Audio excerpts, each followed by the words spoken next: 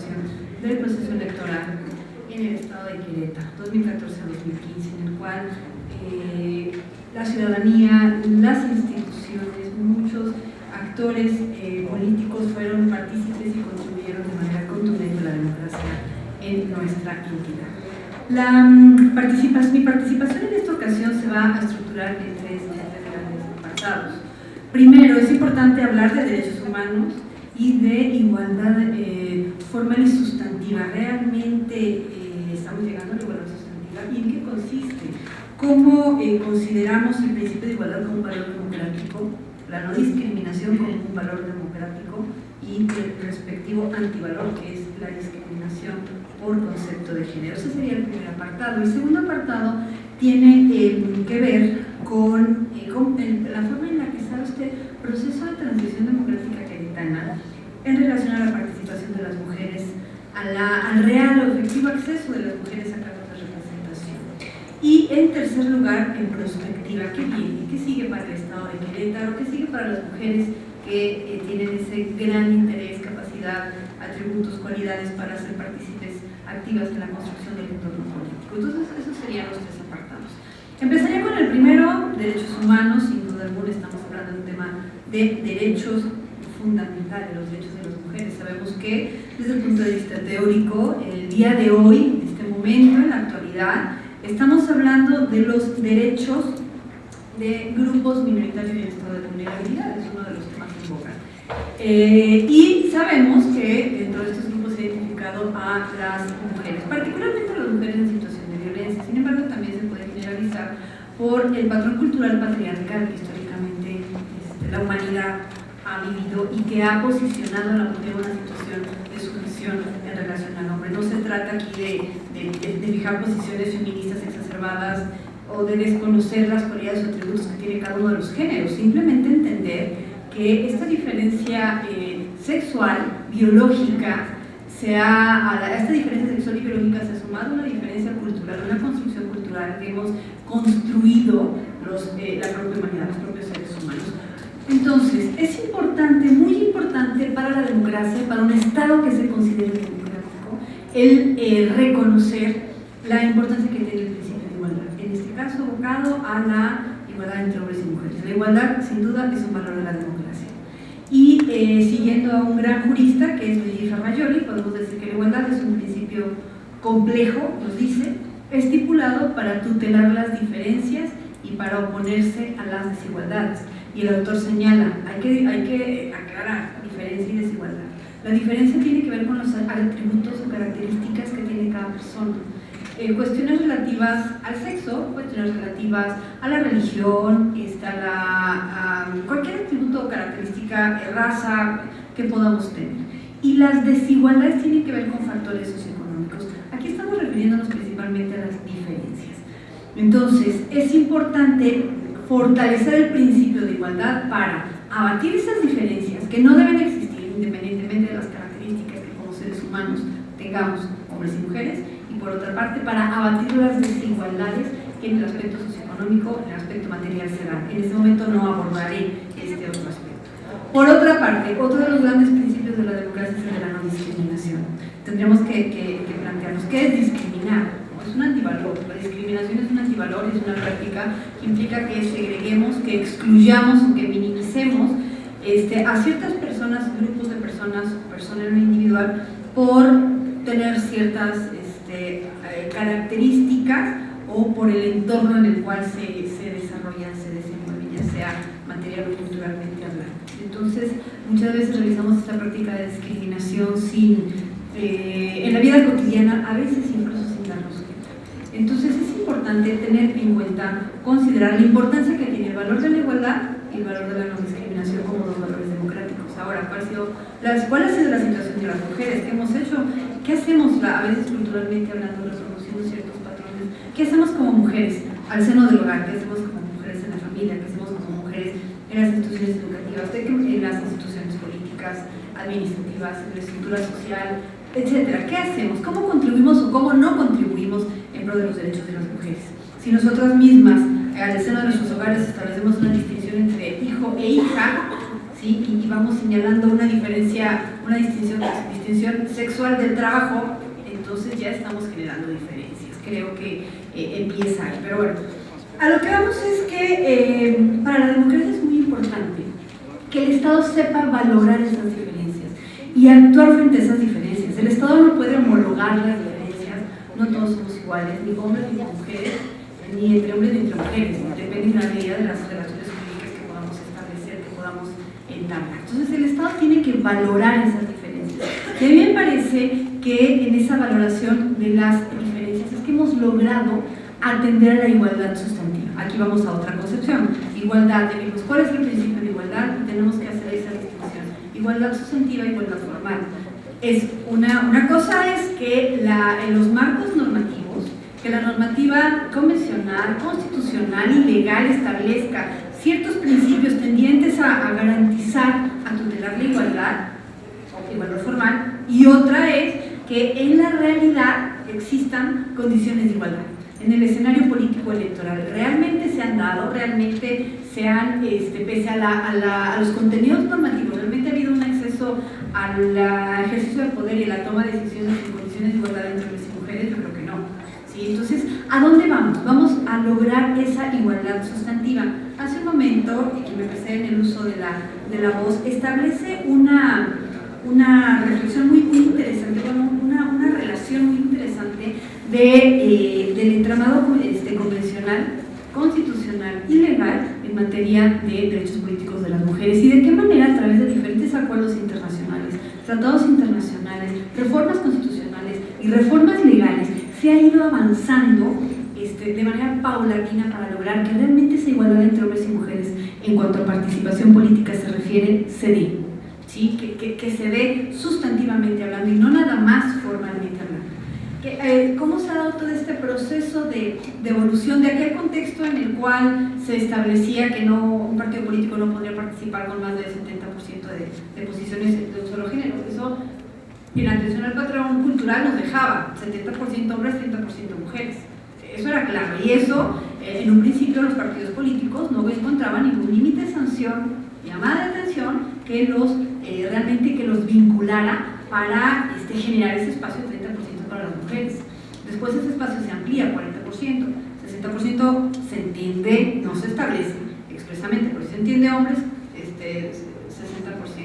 40% mujeres, etc. Ha sido todo un proceso de cambio, de evolución hasta llegar a un paso sumamente valioso que fue la inclusión del principio de paridad a nivel constitucional, en el entramado constitucional que nos dice, a ver, no estamos hablando de cuotas, no se trata de que mujeres te toquen este pedacito, te tocan estos espacios de participación, estamos hablando de una igualdad sustantiva, 50-50, ¿sí? Hombres 50, mujeres 50, y abajo ciertas condiciones que comprometen a los partidos políticos a que se dé esta postulación en condiciones de igualdad.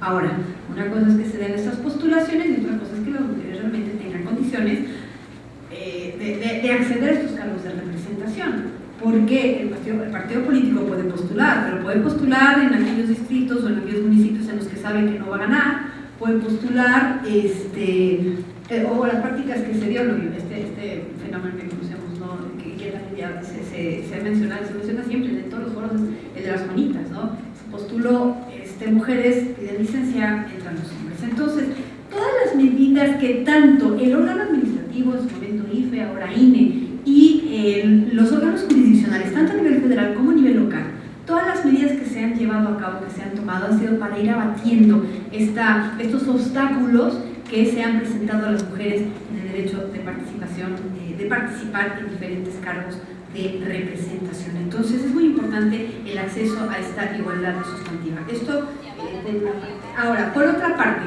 ¿qué es lo que ha sucedido en Querétaro? ¿Cómo se ha dado este proceso de transición democrática en nuestra entidad? Sabemos que las entidades federativas van reproduciendo los patrones, los moldes, las reformas que se van dando a nivel federal, en cualquier escenario, en cualquier ámbito. Particularmente tratándose del proceso de transición democrática, sin duda todos estos cambios, todas estas transformaciones que se dieron, resultantes de acuerdos internacionales y de reformas constitucionales y legales en México, impactaron a las entidades federativas y por supuesto que Querétaro no ha sido la excepción.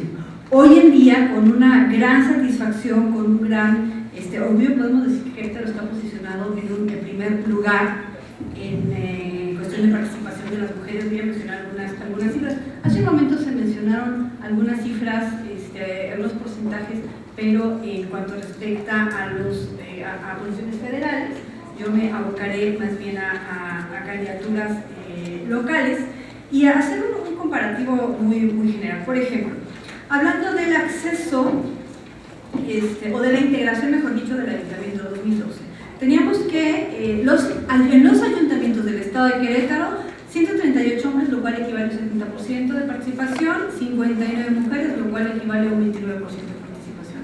Hay una diferencia abismal. Esto en cuanto a la integración de ayuntamientos. En cuanto a presidencias municipales, 16 hombres encabezando presidencias municipales, 2 mujeres encabezando presidencias municipales, es decir, un 88% frente a un 11%. Por otra parte, en relación a la integración de la legislatura por mayoría relativa, 15 hombres postulados por partidos políticos, 0 mujeres. En relación a la integración de la legislatura por el principio de representación proporcional, 8 hombres, lo cual equivale a un 80%, frente a 2 mujeres, un 20%. La integración total de la legislatura en 2012 nos refleja el siguiente dato: 23 hombres, 2 mujeres, es decir, 92% frente a un 8%.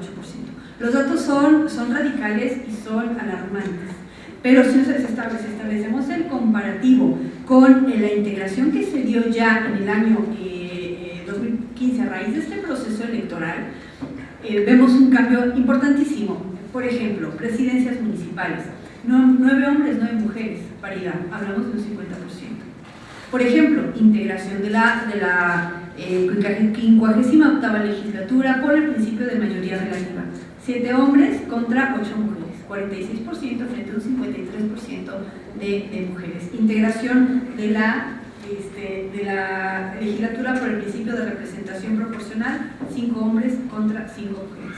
Entonces, bueno, la intención de mencionar estos datos es resaltar que, por una parte, como resultado de todas estas reformas que se han venido dando y de las cuales Querétaro, por supuesto, no ha sido ajeno, se ha logrado un cambio, se logró vivir esa igualdad desde el punto de vista formal, pero también como resultado de las diferentes acciones afirmativas que se han llevado a cabo, que se han aplicado en el estado de Querétaro, es que realmente estamos llegando a esa igualdad sustantiva y no nos estamos quedando únicamente en esa igualdad formal. ¿Cuál es la contribución de las instituciones en el estado de Querétaro? Es una contribución muy importante. Hablando particularmente del Tribunal Electoral del estado de Querétaro, que tuvo como institución la gran oportunidad de ser una institución partícipe que contribuye a este valor tan importante como es la igualdad sustantivamente hablando. El tribunal tuvo la oportunidad de resolver 22 asuntos vinculados con el tema de género. 22 asuntos, entre los cuales podemos mencionar aquellos vinculados con candidaturas independientes, con la postulación de candidatas por parte de partidos políticos, con la asignación de regidurías por el principio de representación proporcional. Fueron 22 asuntos. 2 especialmente relevantes tienen que ver, uno es el JLB 4-2015 y el RAP 11 y acumulados 2015. El primero, al solicitarse un registro de candidatos independientes en el cual la fórmula estaba integrada por hombre y mujer, y la resolución del tribunal fue que esto no atentaba contra la paridad, sino por el contrario, contribuía de manera importante porque al ser una unidad y no una multiplicidad de posiciones, entonces estaba respetándose este principio. Esta resolución, esta situación se da en otra entidad federativa y se resuelve en el mismo sentido posteriormente.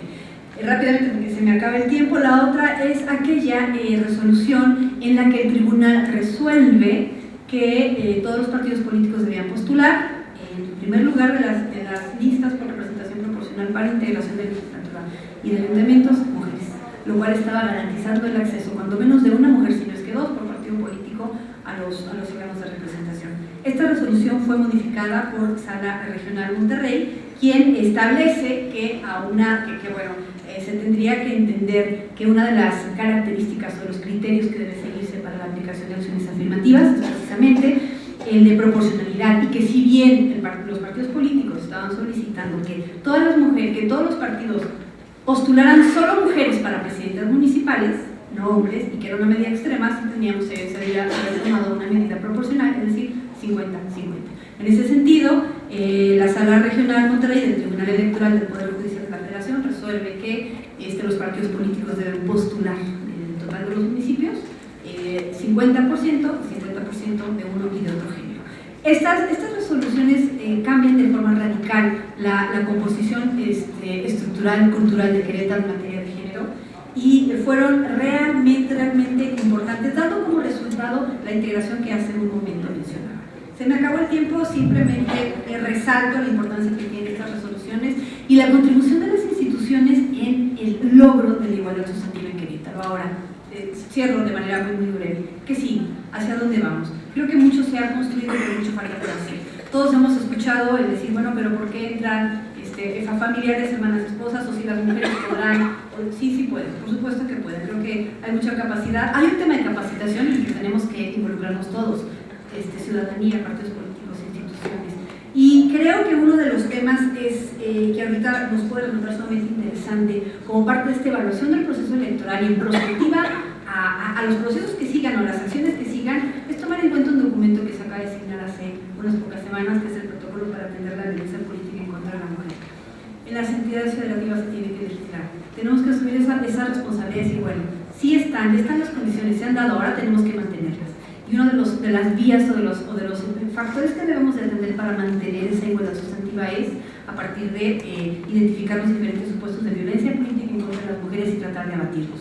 ¿Cuáles serían las líneas? Yo propongo tres, termino. Es una, normativamente hablando, se debe legislar en las entidades federativas en relación a la violencia política en contra de las mujeres, para que realmente podamos identificar estos casos y actuar frente a estos supuestos. Dos, que estructuralmente hablando las instituciones, y aquí me refiero particularmente al Tribunal Electoral del Estado de Querétaro, atendamos a este tema. ¿Cómo lo tenemos que atender? Desde el punto de vista de la normativa interna, tenemos que incluir, primero adherirnos a estos lineamientos que sabemos son orientadores, pero por otra parte, ya en este aspecto estructural, establecer presupuestos con perspectiva de género. ¿Qué implicaría? Considerar cuestiones de capacitación, de lenguaje incluyente, de reglamentación, de integración del órgano, cuáles son las posiciones que se van a ocupar dentro del órgano, de diferentes derechos, de infraestructura, ya mencioné también capacitación. Tercero, entonces considerarlo como instituciones, no nada más electorales, sino como instituciones en el Estado. Y tercero, cultura política. ¿Qué tenemos que hacer como instituciones y del Estado? Ya sean órganos del Estado o constitucionales autónomos y partidos políticos, tocar el tema de capacitación. Tenemos que fortalecer en gran medida la cultura político-jurídica en materia electoral, en materia del ejercicio de derechos de las mujeres, en atención al fortalecimiento del principio de igualdad sustantiva y, por supuesto, en evitar a toda costa estas diferentes prácticas de violación a los derechos político-electorales de las mujeres, de violencia en contra de las mujeres en el escenario político-electoral. Creo que serían tres líneas. Insisto, la normativa, la estructural y la de cultura política, y con esto cierro mi participación.